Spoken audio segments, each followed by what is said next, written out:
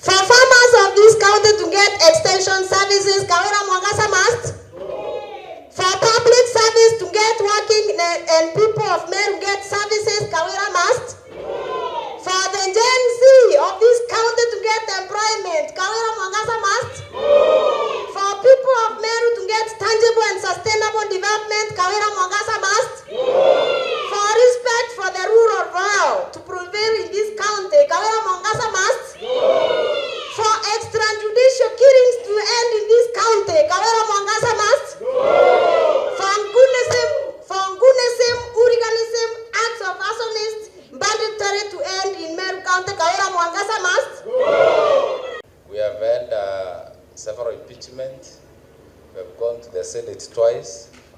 And Mr. Speaker, we have tirelessly worked to see that Meru get redeemed from the poor leadership.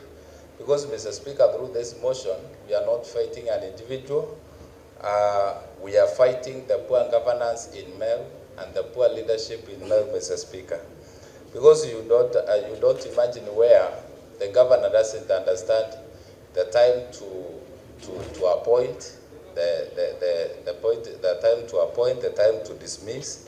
The governor wakes up and decides to dismiss people, wakes up and decides to appoint people. And Mr. Speaker, there are laws and there are laws that govern various institutions in this county, whereby the governor is supposed to follow those laws and appoint accordingly. Mr. Speaker, so many people have mistaken this process of impeachment with the peace, and they have been talking about reconciliation. They have been talking about uniting the county assembly with the governor. But, Mr. Speaker, it is not an issue of peace. For us as an assembly, we have been very peaceful here, and also we are peaceful even up to date. We are peaceful, and it is not an issue of peace, Mr. Speaker, because we have been passing all the bills, we have been passing the motions, we have been passing the budget, we have been approving the nominees from the county executive. And, Mr. Speaker, when we do this, it means that we want to redeem our county and we want to save our people who elected us to come into this house, Mr. Speaker. Mr. Speaker, today we expected the governor to be here because she was served and she was supposed to be here because it's just like a court of law. And the allegations that the mover has put in this motion, it is the governor who was supposed to come and answer and say that she's not the one who did so and so.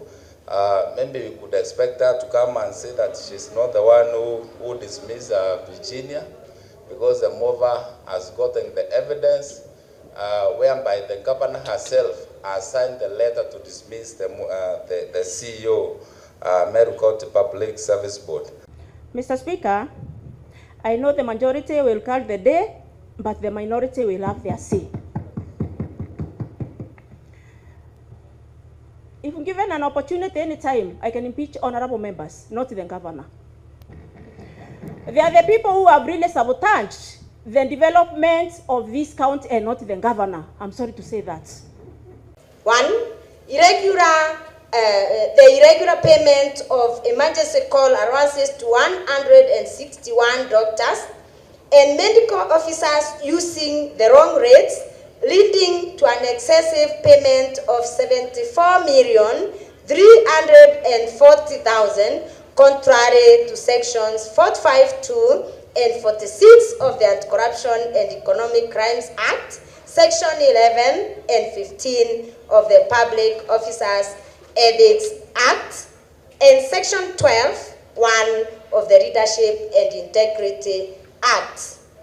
Use of manual payroll to pay personal emoluments amounting to 102.94 million, 3.1% of the personal emolument costs, contrary to section 6, 7, and 6 of the County Financial Accounting and Reporting Manual, and employing a bloated workforce of at least 111 personal staff in the office of the governor, thus contributing to an increase in the wage bill by more than 500 million and usurpation of the powers of the county assembly contract section 58(4) and 5 and 559 of the county, and the standing orders number 65 of the standing orders of the county assembly provide for the impeachment of county governor of Meru County. As despite previous impeachment processes and one act for abuse of office, the discreditable acts have exposed the office of the governor.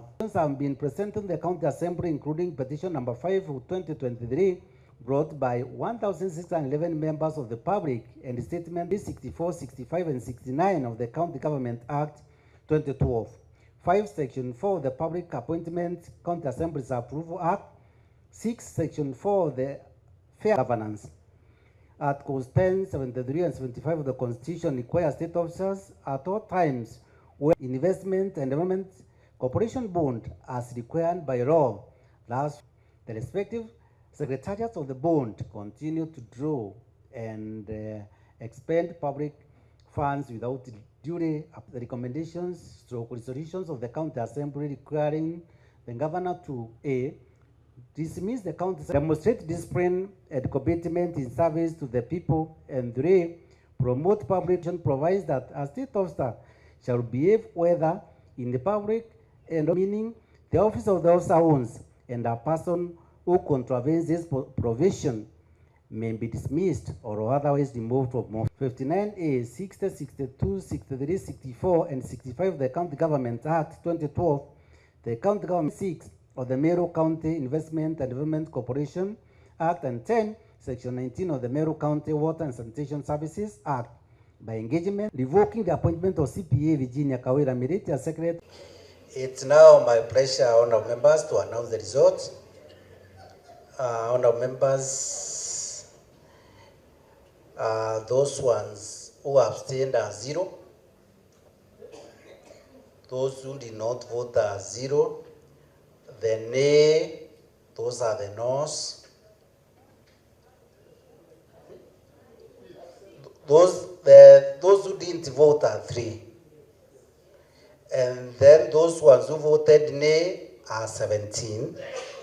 And the ayes, those who voted for the ayes are 49.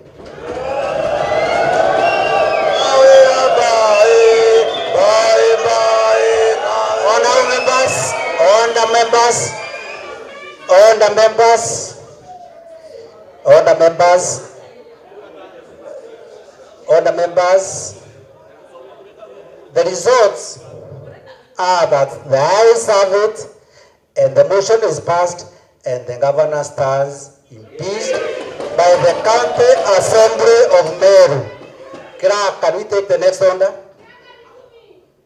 Let me start, Mr. Speaker, by telling my colleagues that Governor Honorable Kawira Mwanganza is going nowhere, so they should get used to her as the governor of this county.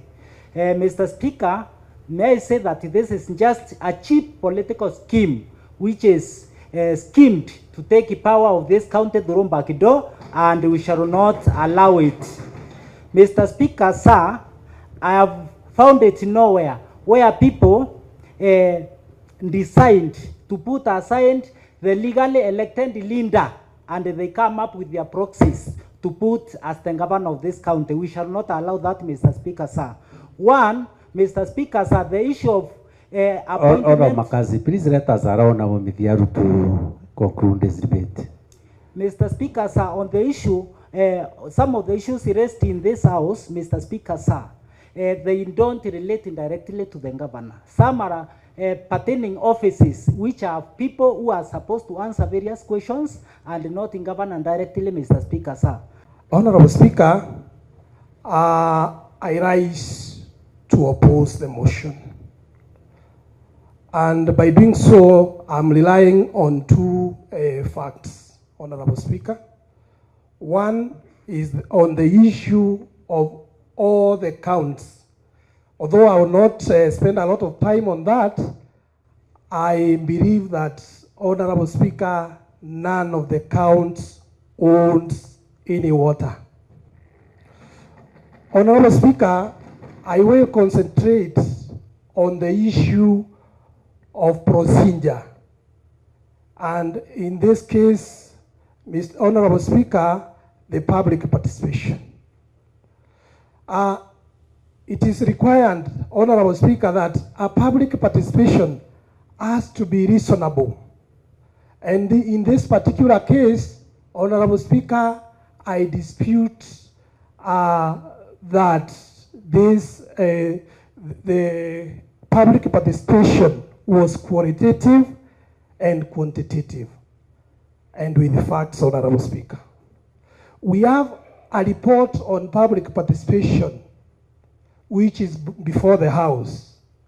But this public participation report, Honorable Speaker, does not even give a summary of those who supported the motion.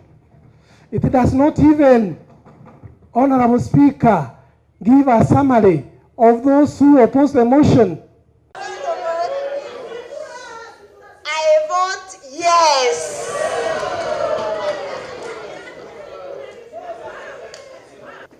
I vote yes. It is a no from the residents of Kawira Ward. When I want, I vote no. For the people of Antubeto, Kiongo, and the Meru at large, I vote yes. For the redemption of Meru and on behalf of my people of Akita, I vote yes. And justice for the people of Meru County, I vote a strong yes. It is a yes. Honorable Nicholas Kenya Josephat. It is a capital N and capital O. No.